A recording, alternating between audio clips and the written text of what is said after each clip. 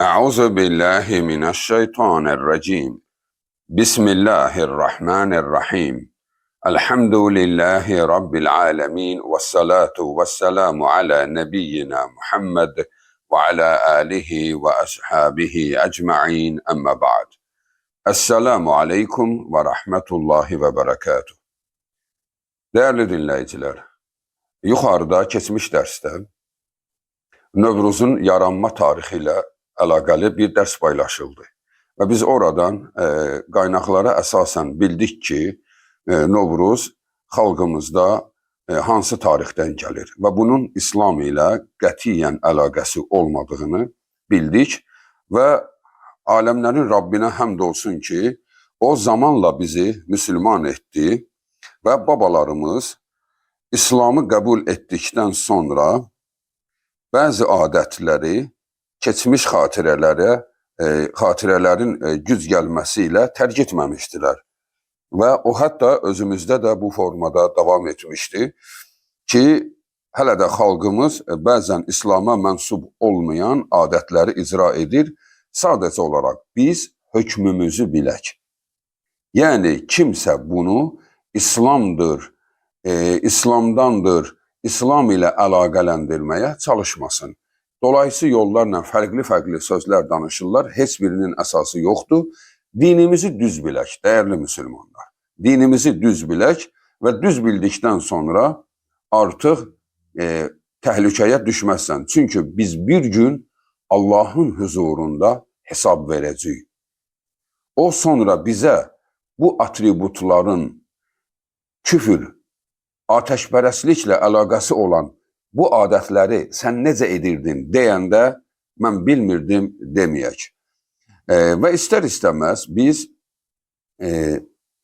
xalqın içində bu adətləri edənlərin say çoxluğuna görə bizim bir-birimizə qarışmağımız olur. Qohumuq, münasibətlərimiz var, dostluq əlaqəsi vardır və bir-birinin evinə getdikdə və yaxud da ki, bir-birinə hədiyyə verir.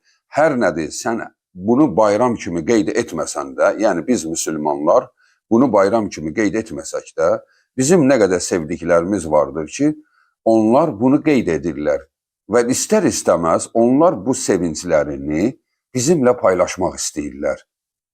Bəli, onlar öz sevinclərini bizimlə paylaşıb, o süfrədən bizə hədiyyə göndərməli olurlar. O yeməyin hökmü nədir? O hədiyyənin hökmü nədir? Yəni biz müsəlman olaraq etmədik, yoxumuzdur, evimizdə o süfrəni açmamışıq o niyyətə, onu kimi bayram olaraq. Yəni ola bilər, Ramazanla üst-üstə düşür, Ramazan üçün süfrə açmısan, bu başqadır. Söhbət Novruz süfrəsindən gedir.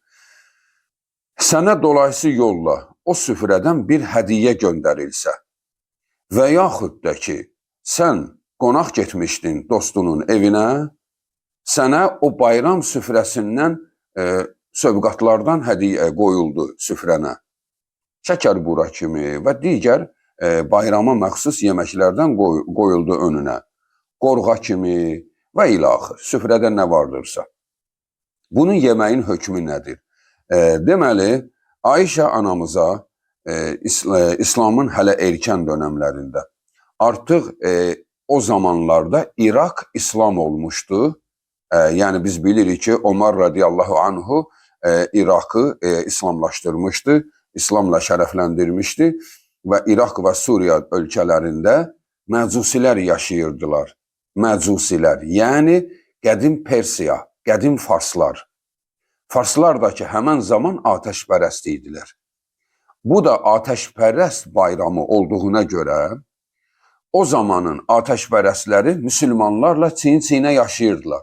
Çünki İraq İslamlaşıb, amma xalqı hələ 100% İslam olmamışdı. Və anamız Ayşə radiyallahu anhaya və digər səhabələrə bax, belə suallar göndərilirdi ki, bizim qonşu məcusi xalqları vardır. Onlar Nivruz, ərəblər Nivruz deyirlər. Bu ərəb sözü deyil, fars sözüdür. Sadəcə olaraq onların ağzından eşidib, onlar da belə deyirdilər. Bəs məcusilərin Nivruz bayramı var. Onlar öz bayramlarında bizə öz süfrələrindən yeməklər göndərirlər. Hədiyyə, sövqat kimi. nə edək, istifadə edə bilərikmi deyə suallar göndərilirdi mərkəzə, yəni Mədinəyə. Və oradan, bax, bunun üçün fərqli var. Anamız Ayşə radiyallahu anhadan ayrı fətva kimi vardır. Sonra digər sahabələrdən, İbn Məsud kimi, İbn Ömər kimi sahabələrdən, yəni məşhur, elmli sahabələrə bu suallar göndərilmişdi və onların yekdil cavabı budur. Onlar məcusdilər, yəni müsəlman deyirlər. Onların kəsdiyi heyvanlardan yeməyin, amma kəsilən heyvandan başqa, yəni ət məhsullarından başqa nə göndərsələr, torpağın məhsulu və yaxud da ki, bişmiş digər məhsullar, onlardan istifadə edə bilərsiniz. Deməli, bu hökm bu gün də keçərlidir. Deməli, Novruz süfrəsindən sənə ya hədiyyə göndərilsə, ya sən təsadüfən getmişdin, qabağına bu yeməyi qoydular. Yəni o süfrədə yox ha, Novruz üçün bəzənlən süfrədə oturulmaz. Sadəcə olaraq qonaq getmişdin, qabağına şəkərbura qoydular. Həmən süfrədən gətirib qoydular sənin qabağına. Və yaxud da ki, digər çərəzlərdən. Bəli, onların hamısından istifadə etmək olur.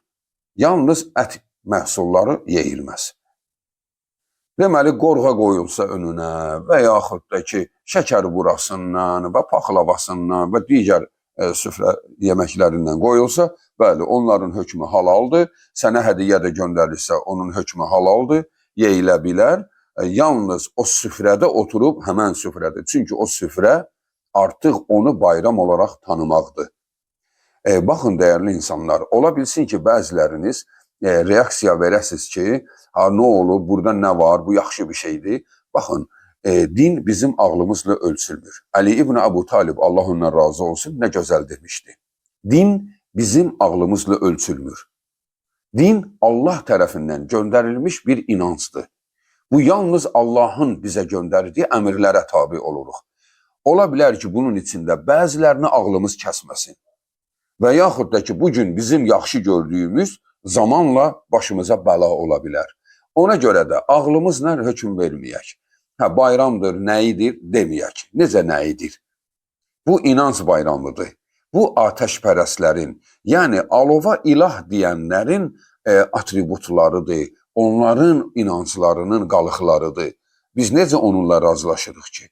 Bəli, üsyan da etmirik, müharibə də etmirik onlarla. Sadəcə olaraq biz sərhəddimizi bildiririk ki, biz müsəlman olaraq bunu qeyd etmirik. Deməli, bizim də onlara sayğımız, hörmətimiz var ki, gedib onun süfrəsində otururuq da, onun evinə getmişiksə, deməli, bizim də onun evinə bir kişi, başqa bir kişinin evinə getməsi nə deməkdir? Deməli, onun ailəsinə, namusuna, öz namusu kimi baxması deməkdir. Deməli, sizin evinizə bizlərdən biri gəldisə, deməli, namuslu bir kişi, namuslu bir kişinin evinə qonaq gedib. Deməli, səni özünə dost bilir. Amma inanclarımız ayrıdır. İnanclarımız bizim tamamilə üstün nöqtəmizdir. Bəli, ora ayrıdır. Yəni, biz onu da buna qarışdıra bilmərik. Yəni, dostumdur deyə, yəni dost deyildi, yəni ki, dünyadakı dostlarımızdandır deyə, bu o demək deyildir, bizim inanclarımız da eynidir. İnanclarımız başqadır. Biz müsəlmanıq. Yəni, Allaha təslim olmuşuq, yalnız onun göndərdiklərinə etiqad edirik. İnsanlar tərəfindən yaradılmış adətlərə isə hansı Allahın dini ilə uzlaşırsa qəbul edirik, hansı uzlaşmırsa uzaq dururuq. Bəli, Novruz süfrəsindən gələn yeməklərin ətdən başqa bütün məhsullarından istifadə etmək olar. Vəssalamu aleykum və rəhmətullahi və bərəkatuhu.